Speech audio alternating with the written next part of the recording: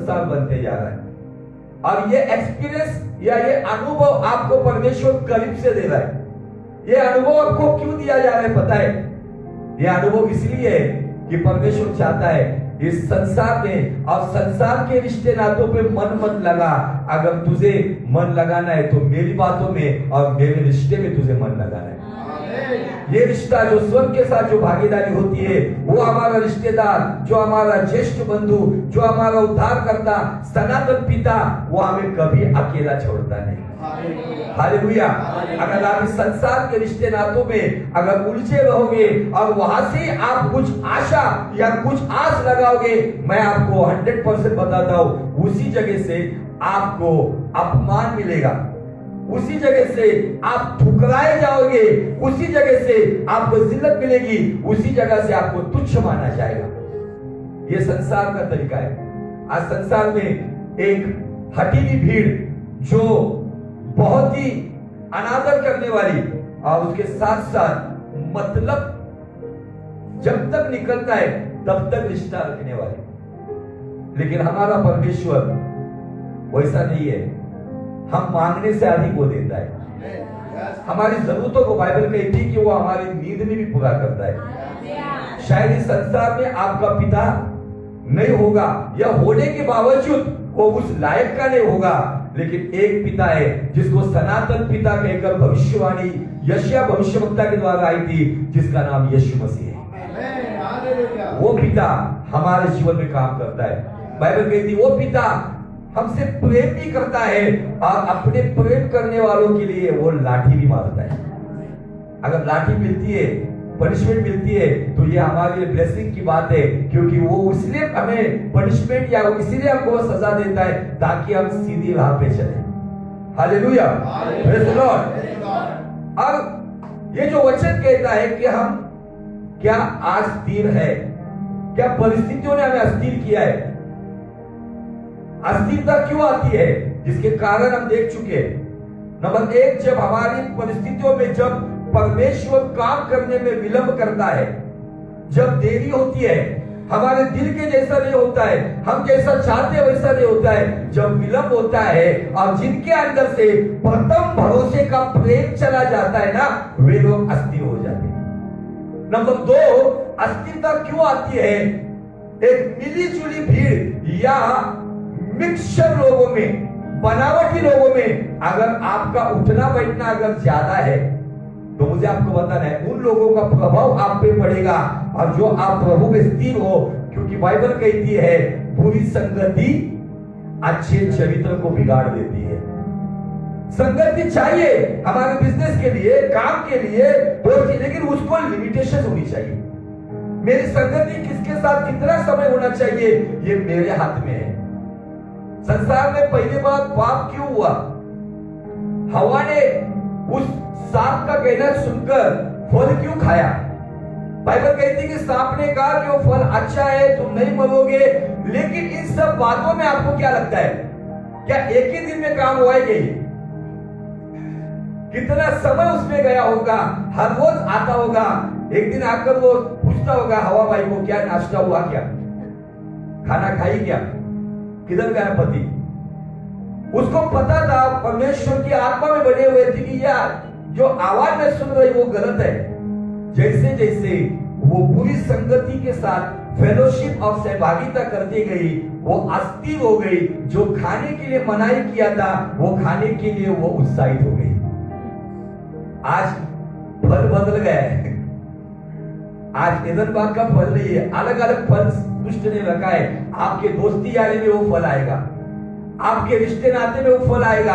ये आपके ऊपर निर्भर है कि वो संगति क्या प्रभु की ओर से है या प्रभु के खिलाफ है। उस संगति को मैं आपको बताना चाहता हूं, उसको कट कर दो। भले वो दोस्त नाराज हो जाए, भले वो रिश्तेदार दुखी हो जाए, लेकिन मेरा सबसे अजीज दोस्त यीशु मसीह खुश हो, वही निर्णय लेकर मुझे उसकी संगति में रहना होगा। आज कई बार ये गलत फैसले करने की वजह से, गलत निर्णयों की वजह से आज जवानों की बड़ी भीड़ उस अंधकार के गहरे गड्ढे में गिरी हुई है। क्यों? उनके निर्णय गलत हुए। निर्णय गलत क्यों हुए? क्योंकि उनकी संगति गलत हुई। आज मैं किस संगति में हूं, किसके साथ ज्यादा उठते बैठता हूं, अगर आप मनी माइंडेड व्यक्ति के साथ रहोगे तो दिन रात आप भी मनी माइंडेड बन जाओगे।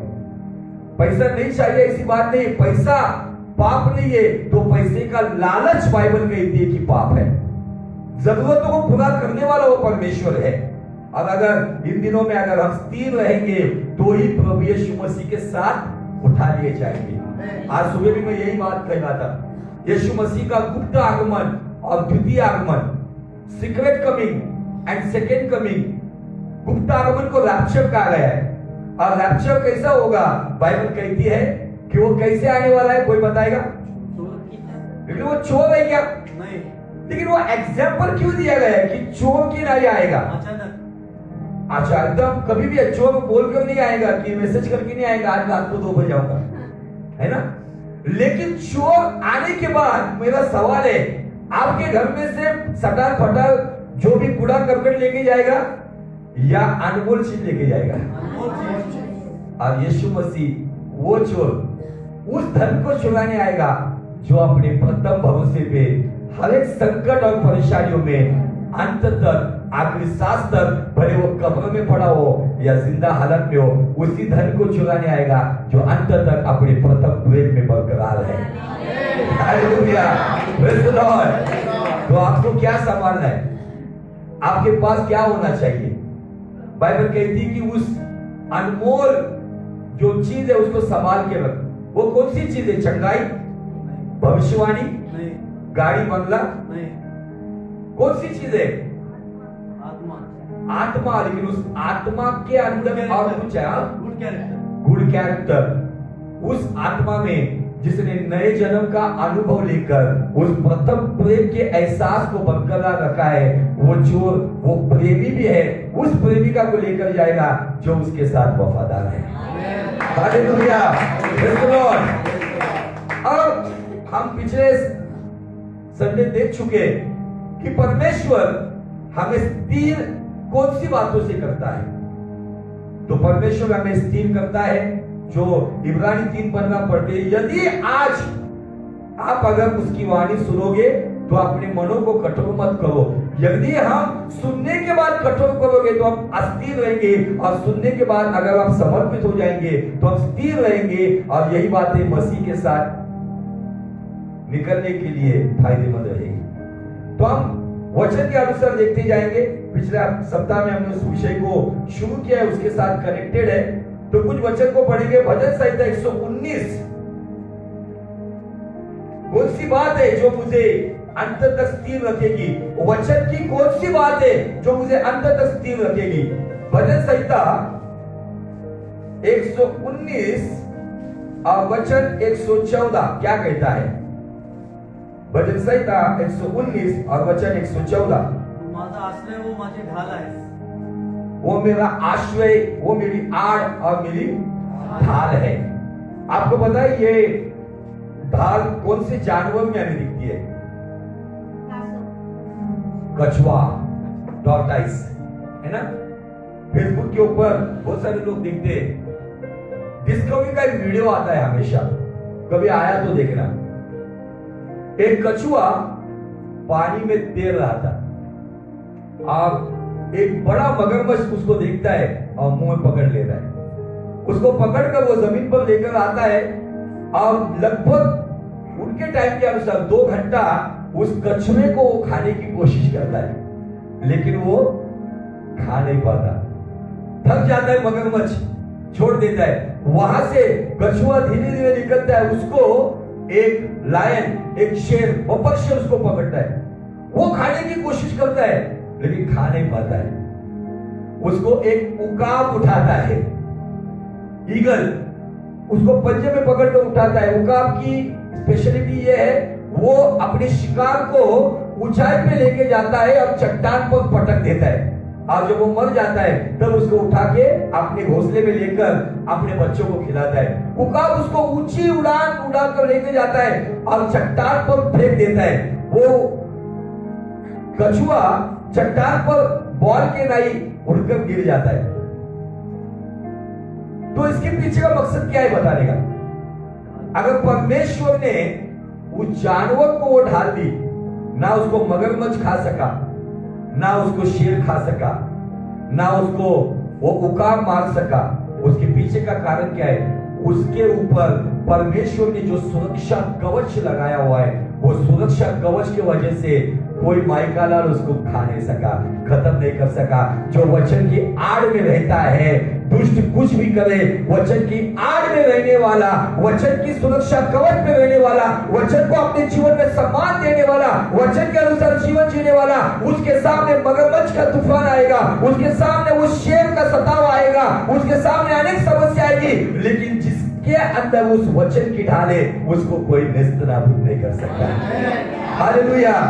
मैंने बहुत कलीसियाओं को देखा जो वरदानों के ऊपर बहुत जल्दी खड़ी हो गई, चिन्ह चमत्कार, हीलिंग, मिराकल, प्रोफेसी, इस पर बहुत जल्दी खड़ी हो गई, बड़ी तादाद में खड़ी हो गई, लेकिन आज की डेट में वो कहां पर भी नहीं।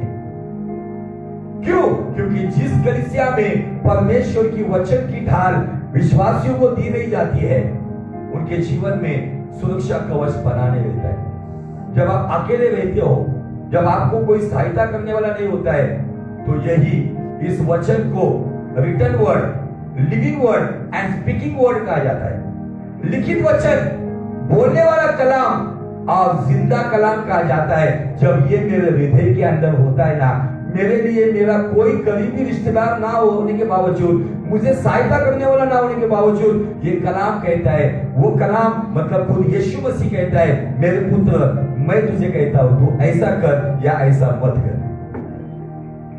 चंगाई आपको उस दिन के लिए अच्छी लगेगी, लेकिन जिसको कलाम के द्वारा वो सुरक्षा कवच मिला है, वो व्यक्ति हालात कुछ भी हो, आंधी आए, तूफान आए, वो बना रहता है। वो कलाम उसको पवित्र चाल चलने के लिए सिखाता है। वो कलाम उसको बताता है कि तेरा परमेश्वर पवित्र है और तुझे पवित्र जीवन जीना होगा। वो कलाम कहता है कि इसी जीवन के लिए मसीह पे आशा मत रख, इस जीवन के बाद एक जीवन है जिसे अनंत जीवन कहा गया है, उस जीवन के लिए इस जीवन में अच्छा जीवन जी, ताकि परमेश्वर तुझे उसके लिए कर जाए। हालेलुया। आगे क्वेश्चन पढ़ेंगे 133, इसी 119 133 में क्या कहता है, देखो। तुझ्या वचनाच्या द्वारे माझी पावले स्थिर कर। हाँ, आगे आप आणि पढ़िए। कसल्याही दुष्टाईची सत्ता आपने 114 पढ़ा हिंदी में? 114 पढ़िए। तू मेरी आड़ और ढाल है। तू क्या कहा है? परमेश्वर तू मेरी आड़ और तू मेरी ढाल है। मेरी आशा तेरे वचन पर है। अभी सवाल ये विश्वासियों को, आपकी आशा आपके फैमिली प्रॉब्लम पर है, आपकी आशा आपके रिश्ते नातों पर है, आपकी आशा केवल कहां से मुझे कर्जे से मुक्ति मिलेगी वहां पर लगी है? किस पर है आपकी आशा? और जिस वचन पर आप आशा रखते हो, वो वचन आपके जीवन में कब आके निवास करेंगे? जब आप उनको रहने के योग्यता का जीवन जियोगे। नहीं तो बहुत सारे लोगों के जीवन में वचन केवल बुद्धि में आके विराजमान है, लेकिन बहुत कम लोग हैं जिनके हृदय में वचन विराजमान है। हृदय में वचन कब आएगा? जब उस वचन को आने के लिए मैं जगह तैयार करूंगा। आगे हे कुकर्मियों, आपने 133, मेरे पैरों को अपने वचन के मार्ग पर स्थिर कर। मेरे पैरों को अपने वचन के मार्ग पर, दुनिया के मार्ग पर नहीं, संसार के मार्ग पर नहीं, वचन के मार्ग पर क्या कर? स्थिर कर। और हाँ, किसी अनर्थ बात को मुझ पर प्रभुता ना करने दे। कुछ अनर्थ बात को मुझ पर प्रभुता ना करने, मतलब क्या है? ये वचन इसलिए मैंने आपको पढ़वाए। और वचन पढ़ेंगे भजन संहिता 33:22, 33:22, भजन संहिता साम्स 33 and verse 22 क्या कहता है? बहुत सुंदर बात यहाँ पे वो कहता है। माईक मध्ये वाच। कारण काय ऑनलाईन मध्ये लोक बघत असतात, म्हणून मला कंप्लेंट करतात की आम्हाला कळलं नाही तुम्हाला काय म्हणायचं। भजन संहिता 33:22, जल्दी 33:22। हे यहोवा, जैसी तुझ मुझ पर हमारी आशा है, मुझ पर नहीं, जैसे तुझ पर हमारी आशा है। पहले सवाल ये कि क्या तुम्हारी परमेश्वर पे आशा है, या अपनी ताकत पर आशा है, या आपके धन पर आशा है, या आपके रिश्ते नातों पर आशा है, या आपके आने वाली कमाई पर आशा है? बाइबल कहती है, हे यहोवा, जैसे तुझ पर हमारी आशा है, वैसे ही हाँ, मेरी करुणा भी हम पर, तेरी करुणा भी हम पर हो। फिर से बराबर पढ़िए वचन, आपके बाइबल में पढ़िए ठीक से। हे यहोवा, जैसी तुझ पर हमारी आशा है, जैसी तुझ पर हमारी आशा है, वैसे ही तेरी करुणा भी हम पर हो। आज बहुत सारे लोग कहते हैं क्यों परिस्थिति नहीं बदल रही। इस वचन ने जवाब दिया, आगे मुझे भी जवाब दिया। जितनी आशा हम उस पर रखोगे ना, उतना ही करुणा का सामर्थ हम पर आएगा। जितनी आशा हमारे, मतलब अगर मैं 50% उन पर आशा रखता हूं ना, तो मेरा 50% ही काम होने वाला है। अगर मैं बड़ी बड़ी बात यहां पर बोलने के लिए अच्छा लगता है, वहां पे आशा है, लेकिन यहां से बाहर जाने के बाद अपने आप को जांचो किस पर आशा है। बाइबल यहां पे कैलकुलेशन बता रहा है। दाऊद कहता है जैसी तुझ पर हमारी आशा है, वो कहता है वैसी ही तेरी करुणा भी हम पर हो। लेकिन अगर करुणा नहीं हो रही है तो इसका मतलब हम केवल बोल बच्चन वाली आशा रखते हैं। प्रैक्टिकल आशा और बोल बच्चन की आशा, इसमें फर्क है। आज अपने आप को जांचना होगा कि क्या सच में उस आशा में मैं जी रहा हूं या जी रही हूं। आपको नया जन्म क्यों मिला है पता है? कितने लोगों को उद्धार का अनुभव है, बपतिस्मा जिन्होंने लिया है? कोई बता सकता क्या कि नया जन्म आपको क्यों मिला है? नए जन्म के पीछे परमेश्वर का उद्देश्य क्या है अकॉर्डिंग टू वर्ड, जो बाइबल पढ़ते हैं?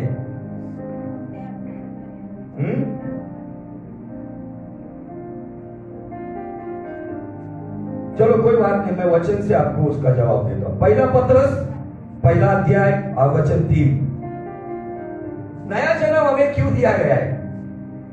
जिनको नए जन्म का अनुभव होता है, जो परमेश्वर को ग्रहण करते, बपतिस्मा लेते, प्रभु भोज लेकर चलने की, कुछ लोग नया जन्म हुआ बोलते नहीं, प्रभु भोज भी नहीं लेते। कुछ गलत राह पे रहने के बाद, गंदी आदतों में रहने के बाद भी प्रभु भोज लेते हैं। लेकिन हमें नया जन्म परमेश्वर ने देने के पीछे परमेश्वर का उद्देश्य क्या है? पढ़िए पहला पत्रस, पहला अध्याय वचन 3।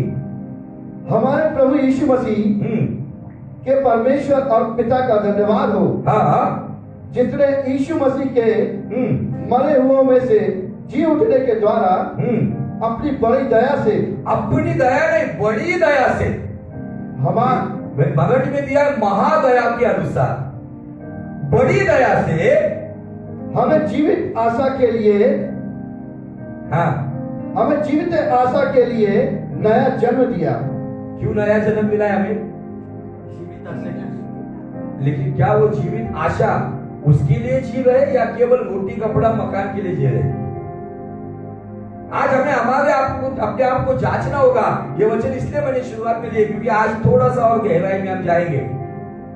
आज बहुत सारे लोगों को यही पता नहीं कि मुझे नया जन्म मिला, मुझे पापों से मुक्ति मिली, शापों से मुक्ति मिली, मुझे एक अच्छी सोच मिली। लेकिन इन सब बातों से अधिक इस संसार को त्यागने के बाद हमें उस अनंत जीवन में जाने के लिए परमेश्वर ने ये स्टैंप लगाया हुआ है। वो नया जन्म हमें जीवित आशा देती है, जो जिंदगी के साथ भी है और जिंदगी के बाद भी है।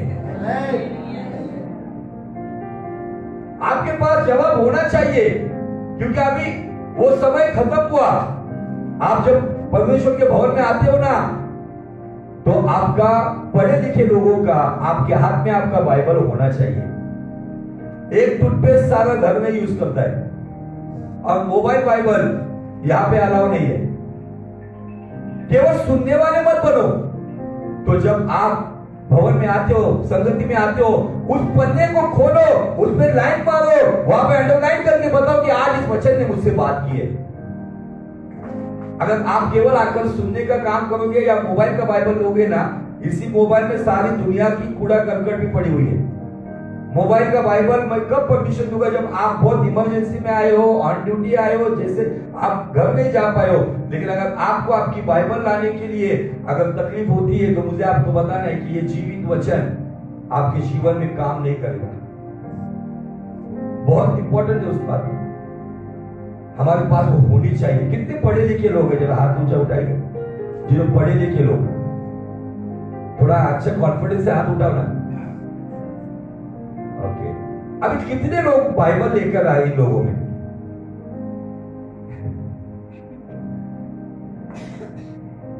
आज इन बातों के ऊपर हमें सोचना होगा।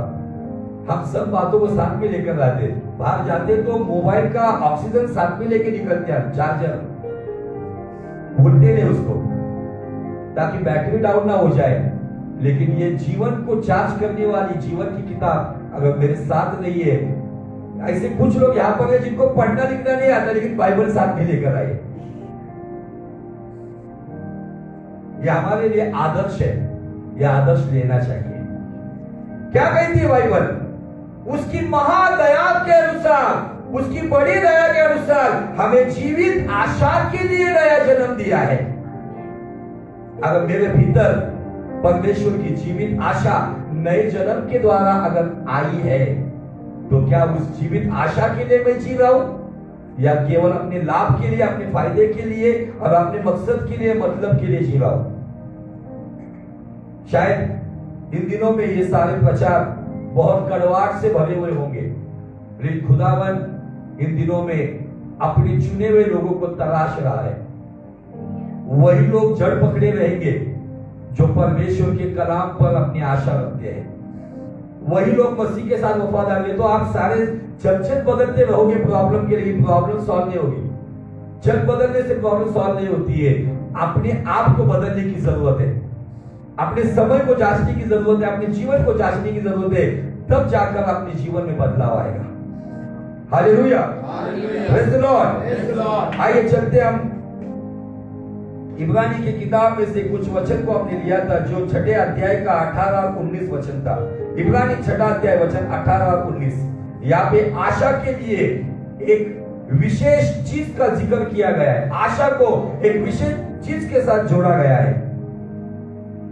इब्रानी 6 अध्याय 18 और 19 वचन, ताकि हाँ 2 बेबदल बातों के द्वारा जिसके विषय में परमेश्वर का झूठा ठहरना अनहोना है, परमेश्वर का झूठा ठहरना अनहोना है, दृढ़ता से हमारा ढाढ़स बंध जाए, दृढ़ता से हमारा ढाढ़स बंध जाए, जो शरण लेने को जिस जगह पे पहुंचने को इसलिए दौड़ते हैं कि उस आशा को जो सामने रखी हुई है प्राप्त करें। कौन सी आशा को सामने रखी हुई है जिसको प्राप्त करे? वो नए जन्म के बाद हमें मिली हुई नई आशा, वो जीवित आशा। वो आशा हमें क्या बताती है कि हम संसार के नहीं है। वो आशा हमें क्या बताती है कि यीशु का पुनरुत्थान हुआ है, हमारा भी पुनरुत्थान होगा और हमें हर हालात में पहले पुनरुत्थान में उस रैप्चर में उसके साथ जाना होगा। उस नए जन्म के बाद भी अगर तंबाकू, सिगरेट, गुटखा, मिश्री छूटती नहीं है, तो आपको नई आशा का अनुभव ही नहीं है। जिसके पास नई आशा है ना, वो इस बेफुजूल बातों में अपने जीवन को बर्बाद नहीं करते। उनका जीवन खुदावन के लिए सुगंध देने के लिए बनता है, ना कि दुर्गंधी के लिए। अगर नई आशा में, अगर जो हमारे सामने रखी हुई है, उस आशा में वही लोग जाएंगे जिनको नए जन्म के द्वारा वो जीवित आशा मिली है। ये जीवित आशा के शब्द में बहुत सामर्थ्य है। भले आपके अजीज, आपके प्रिय, आपके रिश्तेदार जो आज जिंदा होंगे, अब कुछ चले गए होंगे, गारंटी नहीं जो जिंदा कल रहेंगे नहीं रहेंगे, गारंटी नहीं कि हम भी रहेंगे नहीं। इस संसार की आशा, इसका मतलब ये जीवित आशा, इस शब्द का जिक्र क्यों किया गया है? इस संसार का कितना भी ज्ञानी, धनवान व्यक्ति, कितना पावरफुल व्यक्ति क्यों ना हो, वो अगर आपको आशा दिलाएगा कल मैं तेरे लिए कुछ करूंगा, लेकिन वो आशा जीवित नहीं, वो मरी हुई आशा है। बड़े बड़े लोगों ने वायदे किए, बड़े बड़े लोगों ने ये प्लान करेंगे, वो प्लान करेंगे, लेकिन इस संसार में बचे नहीं। मनुष्य की आशा जो आपको मिलती है, इस वचन के द्वारा खुदावन हमें डायरेक्टली बताता है। मनुष्य की आशा कितनी भी आपको कानों में सुनने के लिए अच्छी हो, कितनी भी आपको खुश करने वाली हो, लेकिन वो मनुष्य की आशा एक दिन आपको ठोकर मारेगी, या तो वो मर जाएगी। इसलिए अगर जीना है तो वो जीवित आशा पे जिए। फादर बर्गमैन का गीत था ऐसा ही कुछ, तो मेरी आशा तू ही प्रभु, सब कुछ मेरा तू ही प्रभु। मेरी आशा तू ही प्रभु, सब कुछ मेरा तू ही प्रभु। यीशु मेरे मुक्तिदाता, तू ही भरोसा मेरा। कौन है आपकी आशा है? ये बोलने के लिए बहुत अच्छी बात है। मैं नजमा शेख मम्मी के बारे में बताना चाहता हूं। जब उनकी बेटी नेहा प्रभु में सो गई, मैंने पिछले घर में जो ऑनलाइन चल रहा था उसमें भी मैंने जिक्र किया था। उनकी इकलौती बेटी प्रभु में सोने के पहले पुनरुत्थान के दिन मैंने जो मैसेज प्रचार किया था रेजरेक्शन डे को, कि हम कैसे जिए, जो हमारे लिए मारा गया, जो हमारे लिए जिलाया गया, हम खुद के लिए नहीं तो उसके लिए जिए। जब उस फिगर में नजमा शेख मम्मी ने कहा, मुझे शोक से भरी हुई मयत नहीं करनी है मेरी बेटी की। हम वहां पे पहली बार कब्रिस्तान में जामिया और गिटार लेकर वहां पे हमने वर्शिप किया और वर्शिप में गीत गाया था, बाजों के शब्द में दूतों की सेना में आएगा यीशु राजा, सन्मार्ग में रूपांतर होकर महिमा में जाएंगे। कब्रिस्तान में आनंद ही आनंद ये गीत एक माँ आनंद के साथ अपनी बेटी को विदा कर रही थी। तो मुझे प्रश्न चिन्ह हो गया कि मैं अभी इसको कैसे, किस तरीके से काउंसलिंग करूं, ये सब बात होने से पहले। लेकिन सब ये बातों को देखने के बाद मैं खुश हुआ और मैंने मम्मी को पूछा कि आप कैसे स्टेबल रहे। तब उन्होंने कहा, कुछ सप्ताह पहले आपने पुनरुत्थान के दिन में जो मैसेज दिया था कि हम क्यों जिए, जो हमारे लिए मरा, जो हमारे लिए गाड़ा गया, जो हमारे लिए आने वाला है, हम उसके लिए जिए। ये संसार के रिश्ते नाते आप जब तक मीठा बोलोगे, जब तक आप कुछ करोगे, जब आप उनके लिए जी जान करके कुछ भी करोगे, आपके बच्चे क्यों ना हो। मैं क्लियर कट बताना चाहता हूं आपको। आज आपको लगता होगा मेरा बच्चा मुझे संभालेगा, मेरी बच्ची मुझे समझ, सब कुछ है, लेकिन आपको पहली जीवित आशा यीशु मसीह को बनाना पड़े, ताकि अगर आप उस आशा में जीते हो तो आप कभी मायूस नहीं होंगे। हालेलुया। मैंने खुद को ये आदत लगा के दी है, मैं उस तरीके से चलता हूं, इसलिए कुछ लोगों को कड़वा लगता हूं, लेकिन ये सच्चाई है। अगर हम केवल हमारे फायदे के लिए, लाभ के लिए, रिश्ते नातों के लिए जी रहे, तो मुझे आपको बताया नया जन्म तो हुआ है, लेकिन जीवित आशा नहीं मिली है। नया जन्म में एक गिफ्ट हमें मिलता है और वो गिफ्ट है जीवित आशा का, लिविंग होप। अगर मैं जिंदा हूं, भले मैं मर भी जाऊं, लेकिन इन हड्डियों के अंदर, मरे हुए शरीर के अंदर वो जीवित आशा उस दूल्हे को आकर्षित करेगी और उसका प्रस्थान में उसे बाहर निकालेगी। ये है पावर ऑफ लिविंग होप का। लेकिन आज हम हमारे रिश्ते नातों में पड़े हुए, कितने लोगों को हमने जीता है, कितने लोगों को हमने कन्विंस किया है कि जीवित आशा में आओ। एक ऐसी भीड़ है जो नए जन्म का अनुभव लेने के बाद, बपतिस्मा का अनुभव लेने के बाद फिर से अंधकार के उस गहरे गड्ढे में, नशीली बातों में और सभी अशुद्धताओं में पड़ी हुई है, उनको बाहर कौन निकालेगा? उनको बाहर निकालने की जिम्मेदारी आप पर है। आप केवल आपके विचार कर रहे हो या अपने तरीके से चल रहे हो, तो मुझे आपको बताना है कि परमेश्वर आपको पूछेगा तुमने ये क्यों नहीं किया। मैं उन गवाहियों को देखने के लिए मेरी आंखें तरस रही कि एक व्यक्ति ऐसा था, खत्म हुआ था, पूरी तरह प्रभु से दूर चला गया था, लेकिन वो आगे आकर कहता गिड़गिड़ाकर मैं प्रभु को छोड़ दिया था, लेकिन किसी ने मुझे एहसास दिलाया, किसी ने मेरे लिए उपवास प्रार्थना की, इसलिए मैं आज फिर से प्रभु में आया हूं। ये सबसे बड़ा चमत्कार है।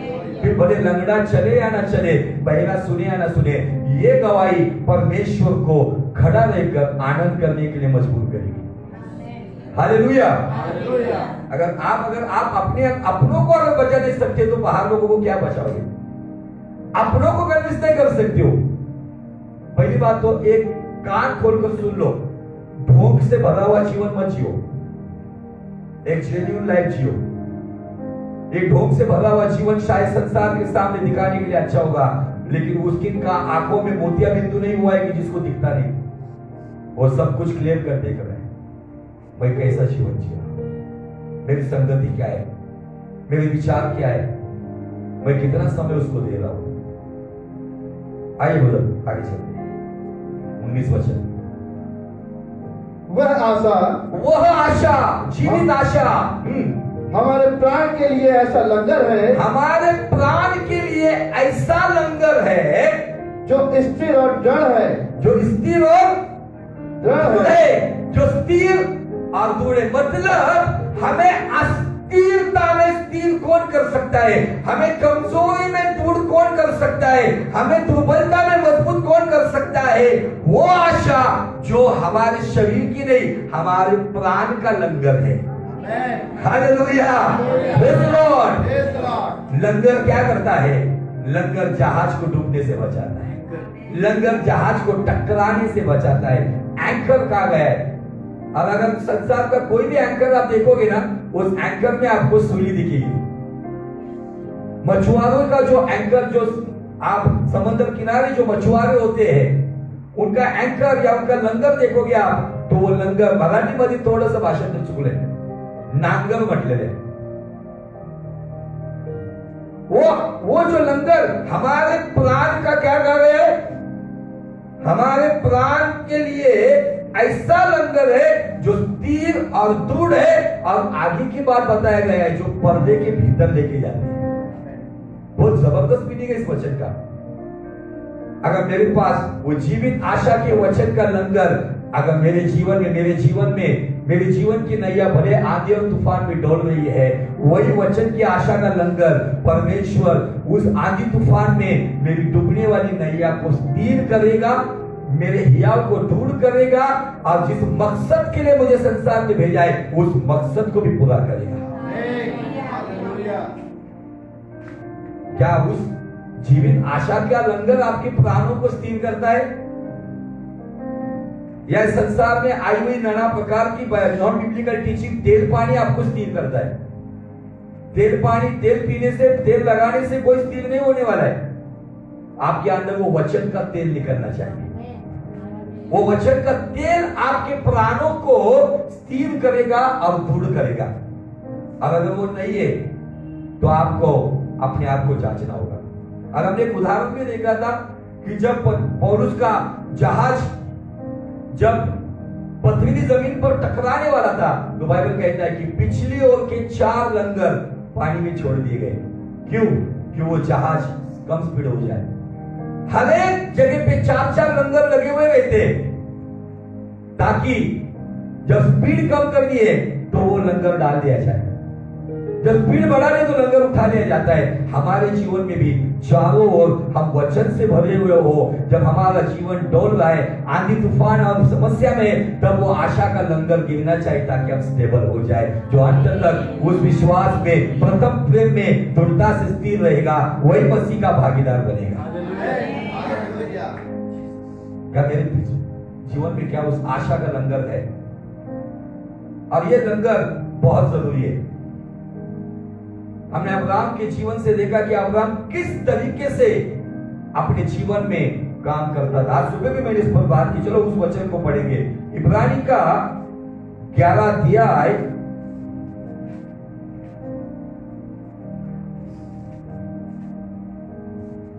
और वचन 17, ये मराठी में भी पढ़ो ये वचन 11-17, इब्रानी 11-17। अब्रामाने आपली परीक्षा होत असता, अब्राहम अपने जीवन में जब उसकी परीक्षा हो रही थी, परखे जाने का समय आया था, विश्वासाने इसहाकाचे अर्पण केले। विश्वास से उसने इसहाक का बलिदान किया। ज्याने वचने स्वीकारले होते, वचन या वचने? वचने। आपने कितने वचने अभी तक स्वीकारे हैं? वो बलिदान क्यों कर पाया? वो कुर्बानी क्यों देने के लिए तैयार हो गया? अपने इकलौते पुत्र को कुर्बान करने के लिए क्यों निकल पड़ा? क्योंकि उसके पास जीवित आशा के बहुत सारे वचन थे, और उन्हीं वचन पर उसे यकीन था कि अगर इन्हीं वचन को ग्रहण करने के बाद अगर मेरे बंजर जीवन से अगर एक फूल खिल सकता है जिसका नाम इसहाक है, तो इस फूल को अगर मैं जला भी देता हूं तो इसी बंजर जीवन से फिर से नया फूल भी आ सकता है। कहा गया वो विश्वास।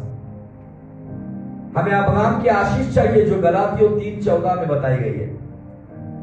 अब पिछले वक्त एक वचन को हम थोड़ा सा ढूंढ नहीं पाए, वो वचन मुझे मिल गया। वो वचन इसी इब्रानी 6:11 और 12 में हमें मिलता है। इब्रानी 6:11 और 12 क्या कहता है, देखो ये वचन। हाँ वचन। आमची अशी इच्छा आहे की तुम्हापैकी प्रत्येकाने आशेविषयीची पूर्ण खात्री करून घेण्याच्या हेतूने तशीच आस्था शेवटपर्यंत व्यक्त करावी। वैसी ही आशा आखिरी तक रखनी चाहिए। म्हणजे तुम्ही आळशी होऊ नये, तर विश्वासाच्या व धैर्याच्या योगे जे अभिवचनाचा वारसा उपभोगणारे होतात, जो अभिवचन का लाभ उठाने वाले लोग थे, त्यांचे तुम्ही अनुकरी व्हावे। अब हिंदी में पढ़िए बोलो वचन ये। पर हम बहुत चाहते हैं, हम चाहते हैं कि तुम में से हर एक जन अंत तक पूरी आशा के लिए, यहाँ पे आशा का जिक्र कैसा किया है? पूरी आशा, आधी आशा नहीं, पूरी आशा के लिए ऐसे ही प्रबल करता रहे, ऐसा ही प्रयत्न करता रहे, ताकि तुम आलसी ना हो जाओ। वरन उनका अनुकरण करो। मतलब किनका अनुकरण करो? इसने उसका लाभ उठाया, जो लाभ उठाया, प्रभु में जो सेवा। नाम भी गाँव कुछ है कि नहीं उनका? अब्राहम, इसहाक, याकूब। अब्राहम का प्रभु, इसहाक का प्रभु, याकूब का प्रभु, वो मेरा है, वो मेरा है। सब मिलके बोलेंगे, अब्राहम का प्रभु, इसहाक का प्रभु, याकूब का प्रभु, वो मेरा है,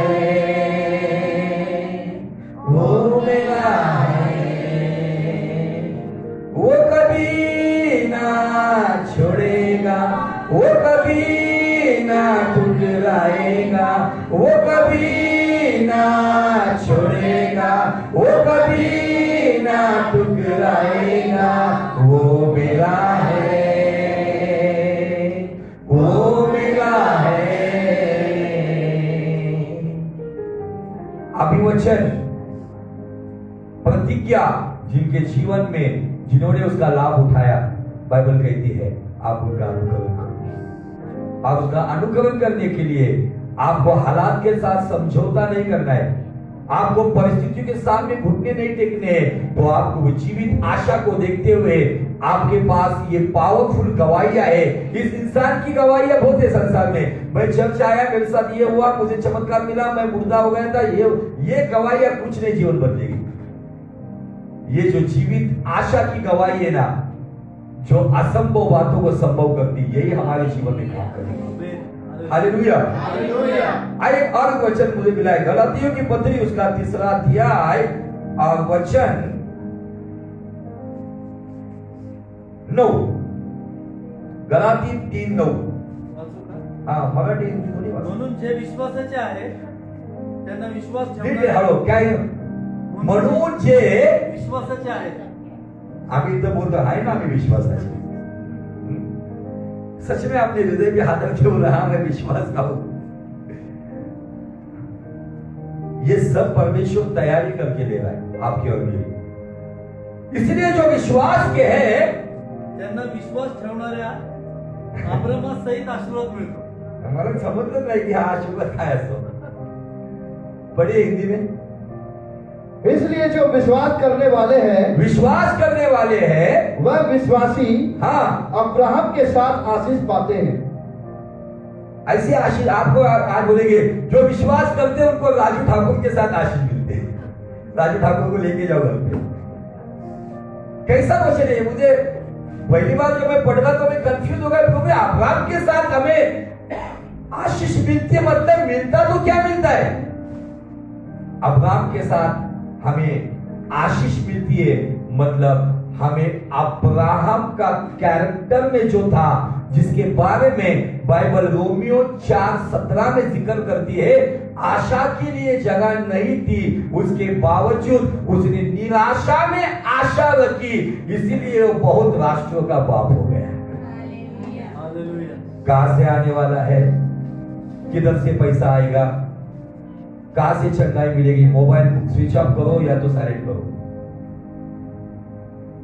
कहां से होगा। लेकिन अगर आप विश्वास के हैं और आप अगर परमेश्वर यीशु पे विश्वास करते हो, आपके प्राण का लंगर वो जीवित आशा है। जिस जीवित आशा में हमारे पूर्वज अब्राहम, इसहाक, याकूब जीते थे, अगर उस तरीके से, अगर उस यकीन से आप चलोगे, आज हालात कुछ भी हो, आज मेरे हाथ में कुछ भी नहीं है, परिस्थितियां मेरे खिलाफ है, लेकिन अगर आप ईमान रखते हो कि मैं उस अब्राहम को जानता हूं, उसके साथ मुझे आशीष मिली है, जो अस्तित्व में नहीं उसे अस्तित्व में ला सकता है, उस खुदा पे उसने ईमान रखा, इसीलिए वो सारे राष्ट्रों का बाप हो गया और मुझे उसी अब्राहम के साथ आशीष मिलती है। हालेलुया। आज केवल आशीष घर मत लेकर जाओ, आज साथ में अब्राहम को लेकर जाओ।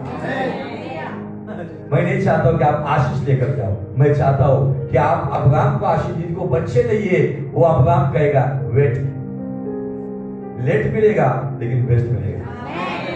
जिनकी जिंदगियों में बड़ी बड़ी समस्याएं, उनको कहेगा वेट, समस्या आ जाए लेकिन एक समस्या ऐसी लोगों के जीवन में आई, उनसे छुड़ाने वाला मैं तुझको बनाऊंगा। भले आज तेरे पास रहने के लिए तेरी खुद की जगह नहीं है, लेकिन इंतजार कर, मैं तुझे इतना दूंगा कि लोग तेरे पास आएंगे। हालेलुया। जिनके पास ये वचन का खजाना आता है, वो व्यक्ति संसार का सबसे धनवान बनता है। आज वचन की अगुवाई में लोग नहीं है, केवल पिता, पुत्र, पवित्र आत्मा की सेवकाई लोगों ने खत्म कर दी है। आज तेल, पानी और भविष्यवाणी चल रही है और इस पर मनुष्य टिका नहीं रह सकता है। अगर आपको टिकना है, बने रहना है, तो आपको इन वचनों को अपने जीवन में लेना होगा। भले प्रभु मेरे जीवन में आज अच्छा कुछ नहीं हो रहा है, लेकिन मैं विश्वास करता हूं कि अब्राहम के साथ मुझे आशीष मिलती है। जो अब्राहम के लिए असंभव था, उसे आपने संभव किया, वही बातें मेरे लिए भी संभव होगी।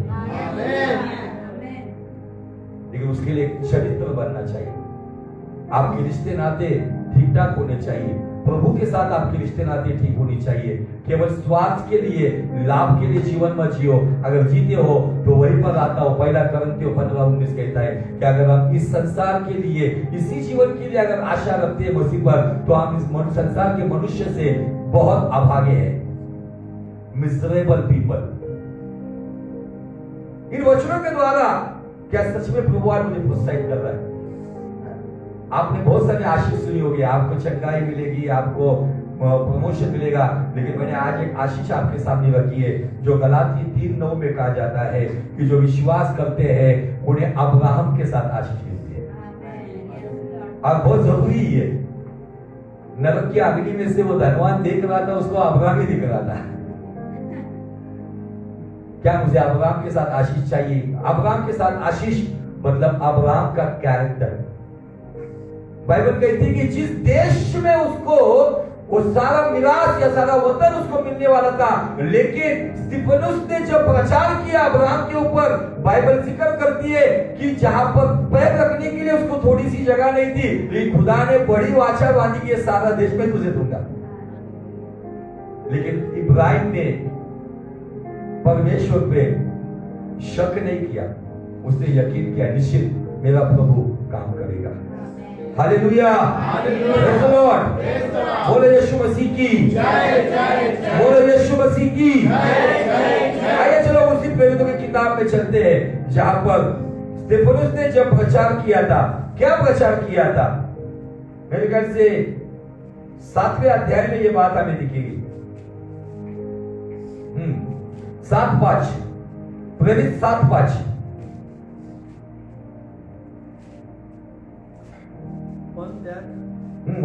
पण त्याला वतन दिले नाही, पाऊल भर देखील जमीन दिली नाही। पाऊल भर भी जमीन नव्हती। आगे त्याला मूलबळ नव्हते, तरी हा देश त्याच्या व त्याच्या मागे त्याच्या संततीच्या स्वाधीन कायमचे करण्याचे देवाने अभिवचन दिलं। अभिवचन, प्रतिज्ञा दी हिंदी में। और उसको कुछ मिरास वरन पैर रखने भर की भी उसमें जगह ना दी। पैर रखने के लिए भी जगह नहीं दी। प्रभु ने कहा कि जहां पर तू पैर रखेगा वो जगह तेरी हो जाएगी। हालेलुया। लेकिन ये सुनने के बाद इब्राहिम ने शक नहीं किया, उसने यकीन किया। निश्चित इब्राहिम भले उसको परिणाम नहीं मिल रहा था, लेकिन वो अपने विश्वास की चाल में वफादार था। वो बेईमानी नहीं कर रहा था, वो ढोंग से भरा हुआ जीवन नहीं जी रहा था, खुदा के सामने अलग, घर वालों के सामने अलग, ऐसा नहीं जी रहा था। वो एक ही जीवन जी रहा था। इसलिए अब्राहम के लिए परमेश्वर ने सोच से भी आगे जाकर काम किया। आगे, परंतु प्रतिज्ञा की कि मैं यह देश तेरे और तेरे बाद तेरे वंश के हाथ कर दूंगा, तेरे बाद तेरे वंश के हाथ कर दूंगा, कर दूंगा। Hallelujah, praise the Lord. क्या आज आपको सब कुछ कंट्रोल में लेना है? कंट्रोल में बोलो तो सिर्फ पति को कंट्रोल में लेने की बात नहीं कर रहा हूं मैं, बिजनेस कंट्रोल में लेने की बात नहीं कर रहा हूं मैं, बच्चों को कंट्रोल में लेने की बात नहीं कर रहा हूं मैं उस कंट्रोल को मांग रहा हूं कि जो अब्राहम के साथ हमें आशीष दे। परमेश्वर ये अब्राहम के साथ आशीष। मैं जब फर्स्ट टाइम इस वचन को कुछ साल पहले पढ़ रहा था ना, तब मैंने एक आवाज सुना, अब्राहम के साथ आशीष मतलब क्या है पता है? अब्राहम जिंदा है क्या मरा है?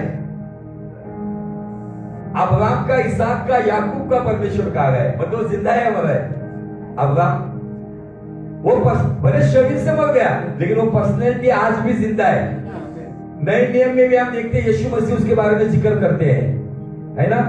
तो परमेश्वर मुझसे एक वाणी मैंने सुना, अब्राहम के साथ आशीष मतलब क्या है पता है? कि जो मेरे पुत्र यीशु पे ईमान रखकर उसके पीछे चलेंगे, एकदम से जब वो आज्ञा पालन करते हुए चलेंगे, तो मैं उनके भीतर, भले उनकी परिस्थिति बिगड़ी हुई है, चंगाई नहीं है, पैसा नहीं है, सक्सेस नहीं है, कामयाबी नहीं है, बच्चे नहीं है, शादी ब्याह में प्रॉब्लम है, उसके बावजूद भी जो अब्राहम की प्रतिज्ञा का अनुकरण करते हुए जीवन जीते, तो उसके भीतर मैं उसको नहीं देखता हूं, तो उसके भीतर मैं अब्राहम को देखता हूं। जब प्रभु ऊपर से देखे तो आपके अंदर आप दिखे या अब्राहम दिखे? और मैंने आपको बताया कि अब्राहम के विश्वास के द्वारा हम परमेश्वर के मित्र बनते हैं, बराबर? याकूब कहता है कि जो विश्वास उसने किया, जो बलिदान अपने पुत्र को करने के लिए वो आया, इन क्रियाओं के द्वारा बाइबल कहती है कि अब्राहम परमेश्वर का मित्र हो गया। तो अब्राहम के साथ आशीष मतलब क्या मिलती है पता है? आप परमेश्वर के मित्र बनते हो। और जब आप यीशु मसीह के उन वचनों को लेकर पवित्र जीवन जीने के साथ आप जब कदम बढ़ाते हो ना, तो आप परमेश्वर के पुत्र बनते हो, फिर आप स्त्री हो या पुरुष हो। हमें उस आत्मा के उद्धार में हमको उद्धार मिला है, वो पुत्र की आत्मा है। भले शरीर से आप फीमेल होंगे, लेकिन आत्मा से आप मेरी हो। आत्मी कहा है क्या? आत्मा ही कहा है। मैंने बताया था लास्ट टाइम, जैसे एक कॉइन है, उस कॉइन पर, सिक्के पर अमाउंट लिखी हुई होती है, बराबर? 5 रुपए का सिक्का है, एक साइड क्या लिखा होता है? 5 का अंक लिखा होता है, उससे क्या पता चलता है कि ये कीमत। और दूसरे तरफ क्या लिखा होता है? सरकार। मतलब एक साइड में कीमत, दूसरे साइड में अधिकार। जब हम अब्राहम के विश्वास के अनुसार चलते हैं, तो परमेश्वर के मित्र बनते हुए हमें वो कीमत देता है। जब उसके पुत्र की चाल हम चलते हैं, उसकी पुत्र की वचनों के अनुसार हम चलते हैं, तब हम परमेश्वर के पुत्र बनकर हमें अधिकार भी मिलता है। ये दोनों साइड में आपको बता रहा हूं। यीशु मसीह नम्र मेमना भी था, यीशु मसीह यहूदा का शेर बब्बर भी था। आपको क्या चाहिए? बहुत सारे लोगों ने एक ही साइड समझ के लिए, लेकिन मैं दोनों साइड बता रहा हूं। वो मित्र भी बनाना चाहता है, वो पुत्र भी बनाना चाहता है। जैसा रिश्ता मैं मेरे बच्चों के साथ रखने की कोशिश करता हूँ, एक तरीके से मैं उनका मित्र भी बनना चाहता हूँ, और एक तरीके से मैं उनका बाप भी बनना चाहता हूँ।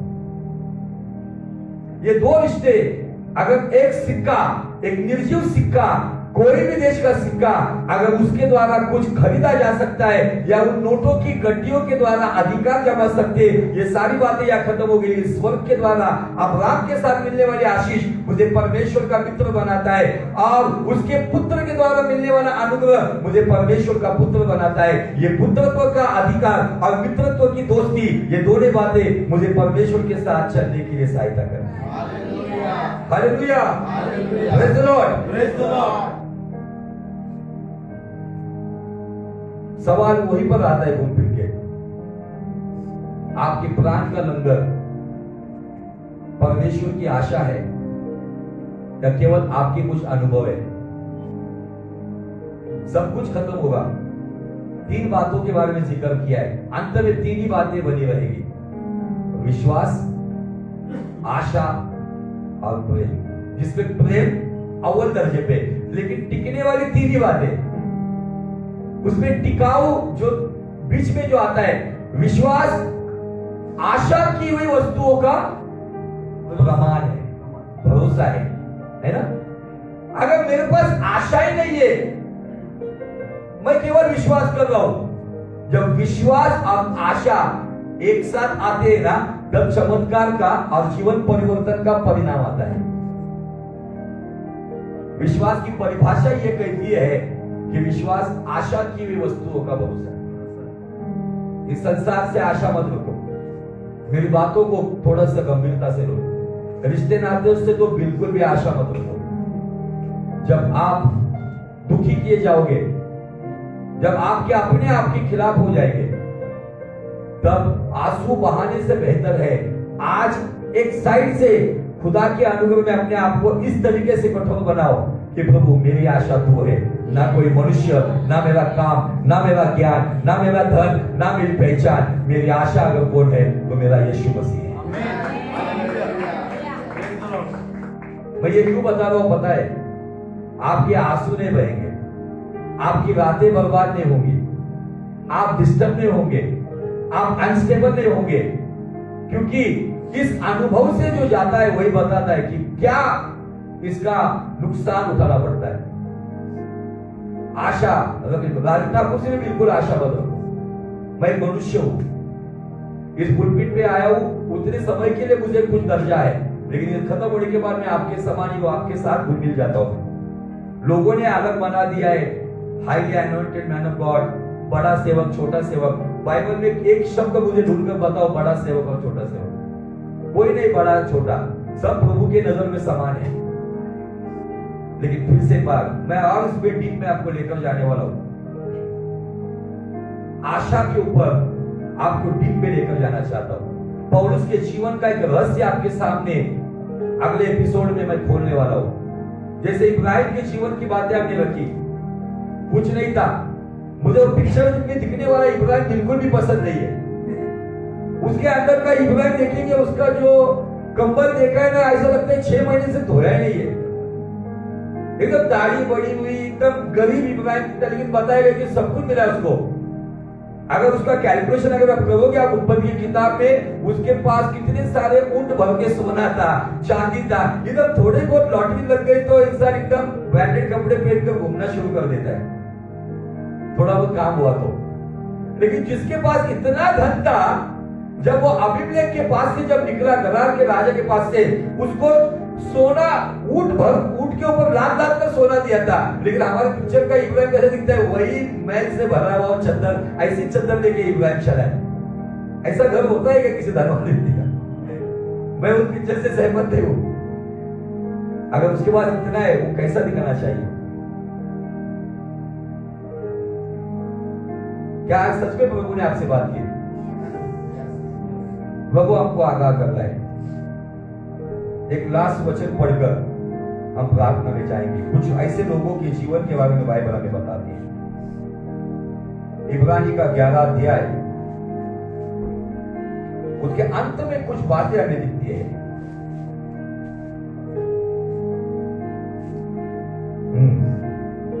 35 वचन, इब्रानी 11:35 क्या कहता है?